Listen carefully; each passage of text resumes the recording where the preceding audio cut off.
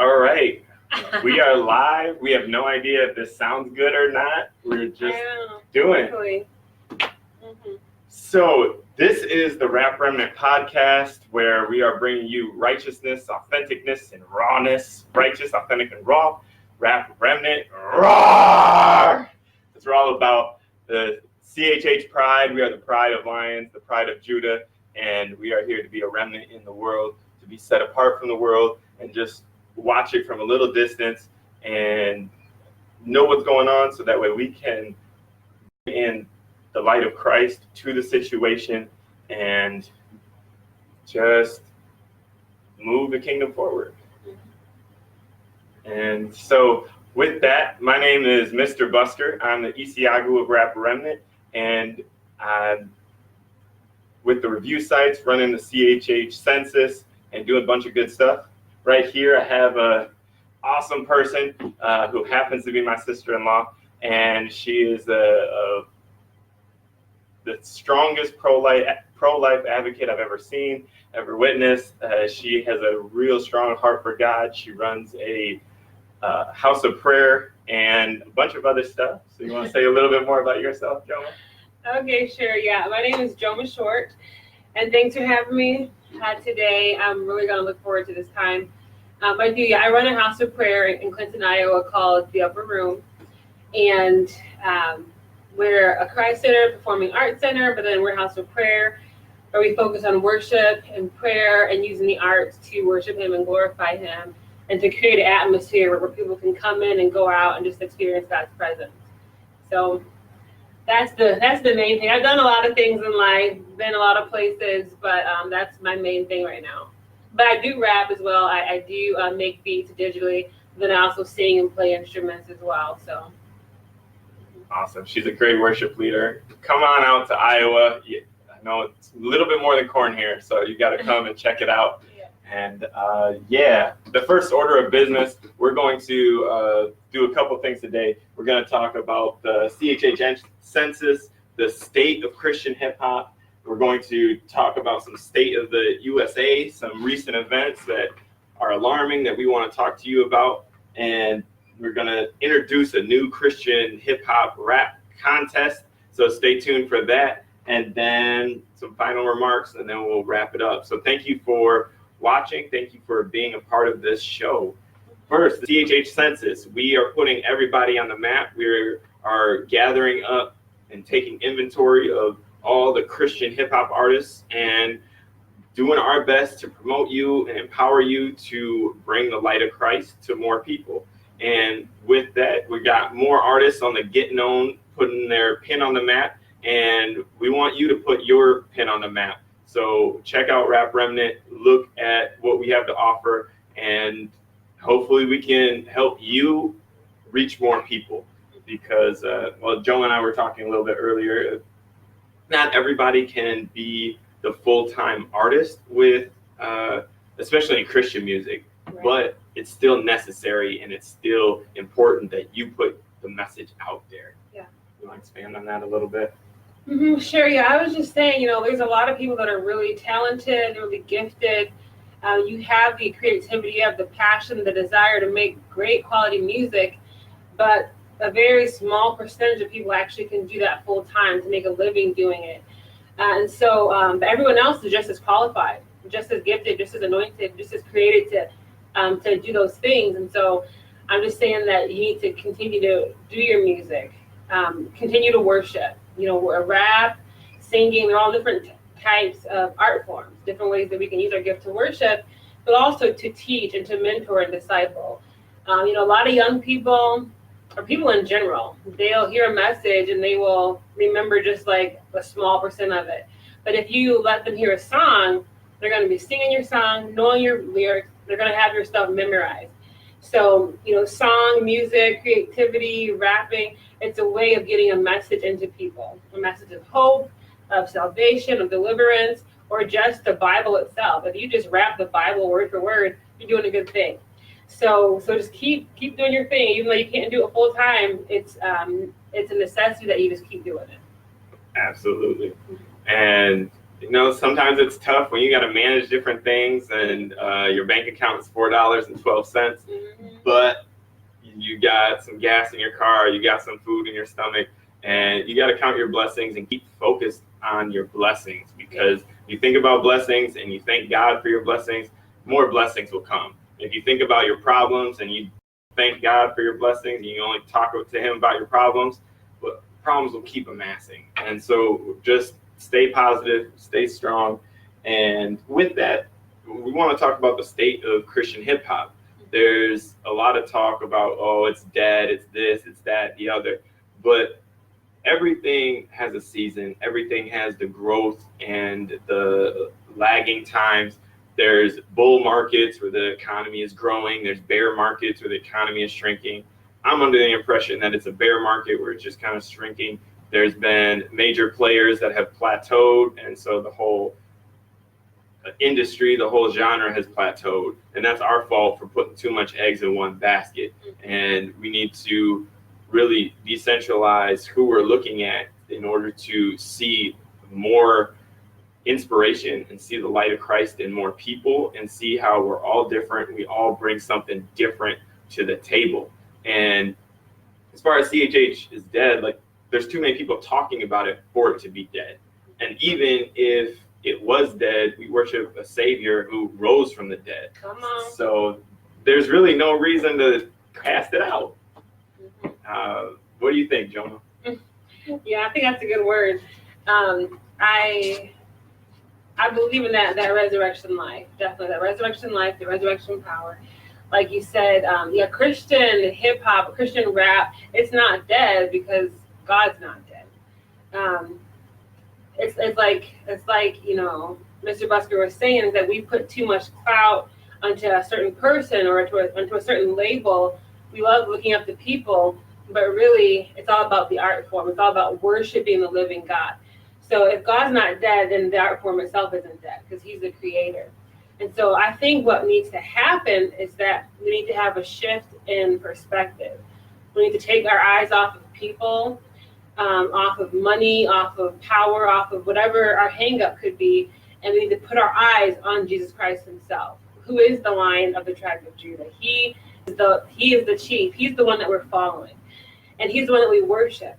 And so if we can take our eyes off of ourselves or off of other people or off what the world's doing or what hip hop has become, and we need to actually take our place as the creators instead of being influenced by the world, we need to actually change the world with our songs, then everything will be cool. This resurrection needs to happen is because we're supposed to be the ones who worship and ones who use our gifts, our creative abilities, our song, our spoken word to worship God and bring people to him. And so I think this resurrection is happening when we realize that it's a necessity, that we need it not only to mentor and disciple people, but for our own hearts to come alive. Like, you're happy. If you're a singer, if you're a rapper, you're happy when you're singing. You're happy when you're rapping. That's how you express yourself to God. And so we need to be doing that. And I believe we need to do it night and day. So everyone's needed. We want to pray and worship around the clock. We want to sing our songs. When I say sing, you can always equate rap as well. Rap. Use your gifting to rap the word, rap your worship, make your songs unto him. I think this is the resurrection that needs to happen. That's awesome. Mm-hmm. What really stuck out to me, like, we're listening to creators, and I'm like, okay, that's a big term. If you are putting your messages out there, if you're doing graphic design, you're a creator. If you're doing a podcast, you're a creator. And the industry's kind of switched from the influencer to the creator. And if you're trying to be the best at something, you need to study the best at it. So if you're going to be a creator, you need to study the best creator. Now, who created this all? Who created everything? You're not going to look at the person with the most YouTube subscriptions because somebody created YouTube. So they're already submissive to something else. Well, you're going to look at the creators of YouTube. Okay, cool. But who created them? Who created them? Who created the earth to create them? There's so many people that are chasing the smaller people, thinking they're chasing the big dogs. And when we focus on God and we focus on the creator and we focus on Christ, then we get in tune with what God wanted us to be, and we start walking on the path that God wants us to walk on. And when we walk on that path, nothing stops us. That is a clear path. If you feel like you are cutting too much stuff, you might be on the wrong path. Now, you might just have some things that were put in place to block you, but that's not of God. So you need to use your discernment. You need to grow in Christ to really walk on that path. And with that, I really think this nation needs to look at Christ again. I think it needs to look at how do we get ourselves out of this. This book right here, I'm only part of the way through it, but it is a testament of hope, the essential writings and speeches of Martin Luther King Jr. And this has half of the books that he wrote, plus a lot of speeches and letters. And it's intense, it's deep, but with this, I really broke through some of my perspective. I've always been an advocate for justice, but when some people say they're an advocate for justice, but they're really keeping the justice movement back. And that's the worst person, is to jump into the thick of the fight and calm everybody down. If the fight needs to happen, the fight needs to happen. And we need to push the fight. And I'm not talking about a fight as in violence. I'm talking about a fight as in the righteous sword and the sword of truth.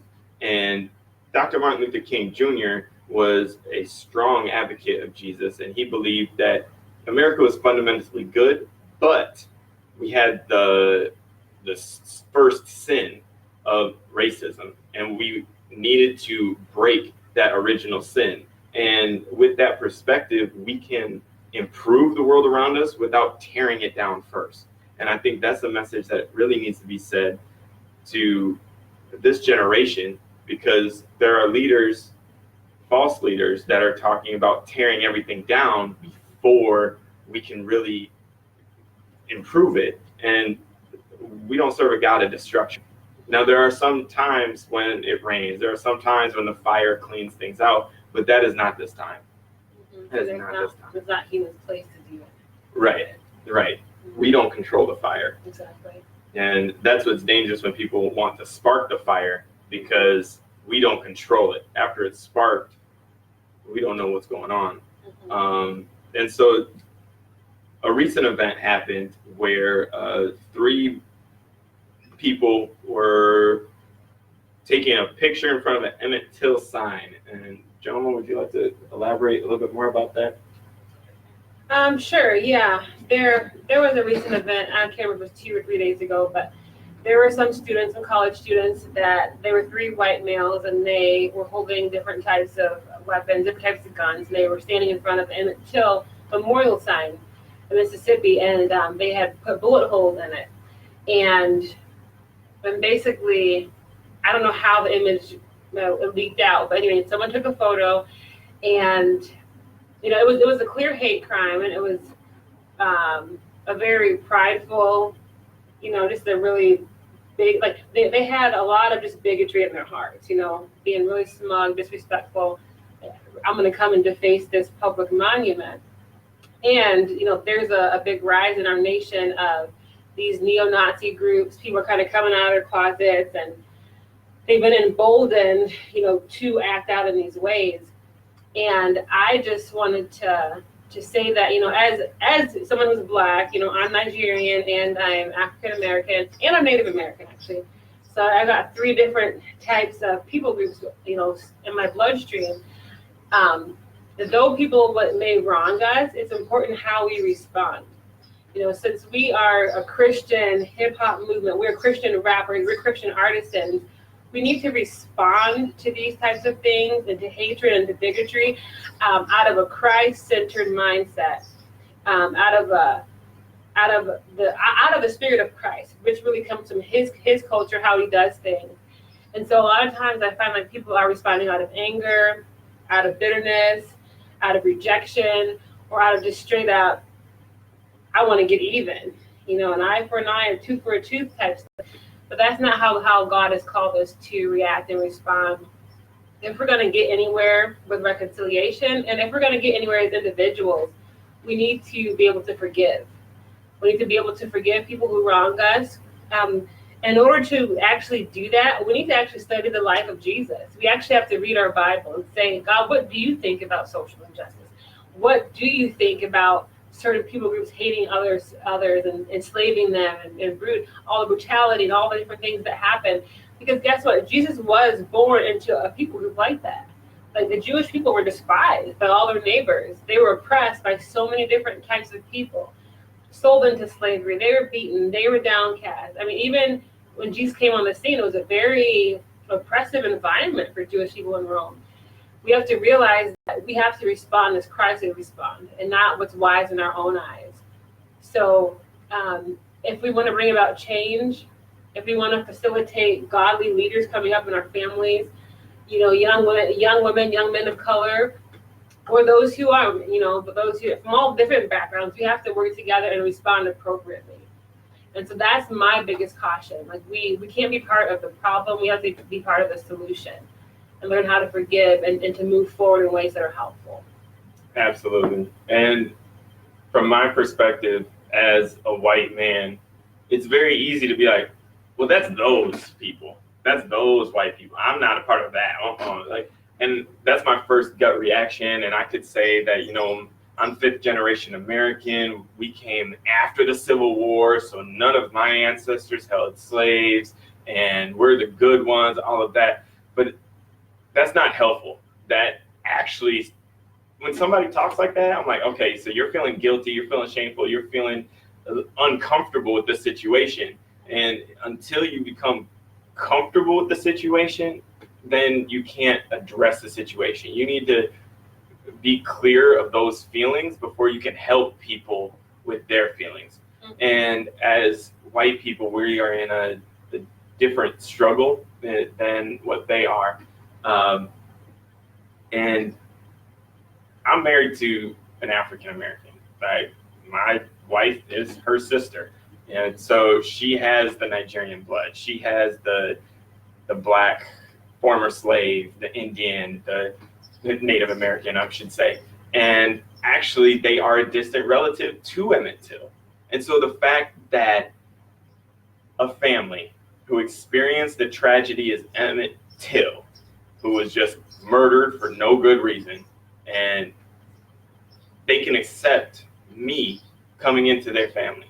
I've not had one racial problem. I've had one problem with their family. And that really shows the light of Christ in what they're able to do. And it really shows the light of Christ in what Black people have been doing.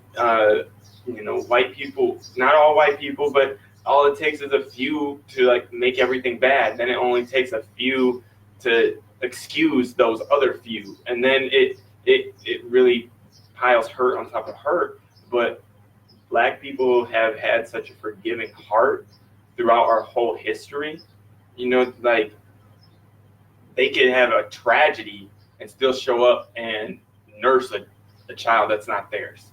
And there's just so many poetic instances like that of Black people being the healer, the helper, the forgiver, and white people are too self-centered to really realize their struggle. And so I caution everybody to avoid switching the topic or conversation back upon my feelings or back upon what we need to feel like. And we need to think about it from Black people's perspective.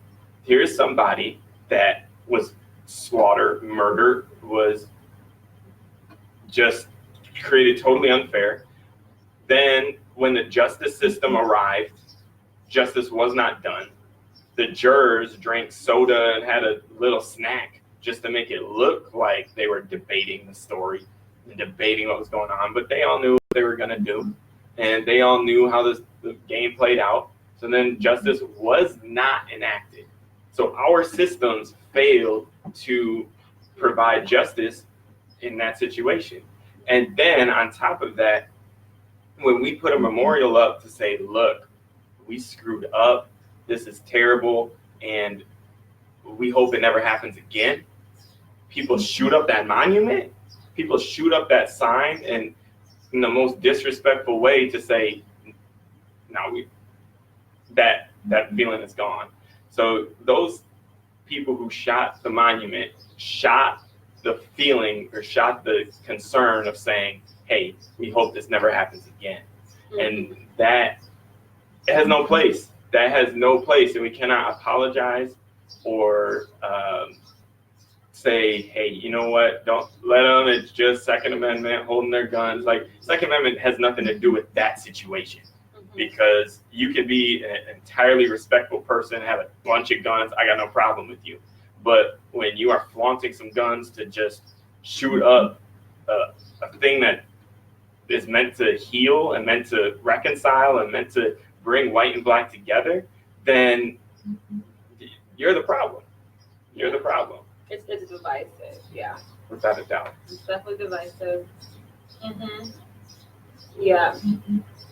Well, all right. I think we kind of talked about that a little bit. That's our recap of the men shooting the Emmett Till sign, and just want you Christians to be careful of how we respond, because the world looks to us. Jesus is the way, the truth, the life, and we need to pursue the way, the truth, the life. Otherwise, people will be misguided, follow not the truth. They'll listen to lies, and they'll lead to death. So we need to be the way, the truth, the life, so they don't become misguided on a path of destruction.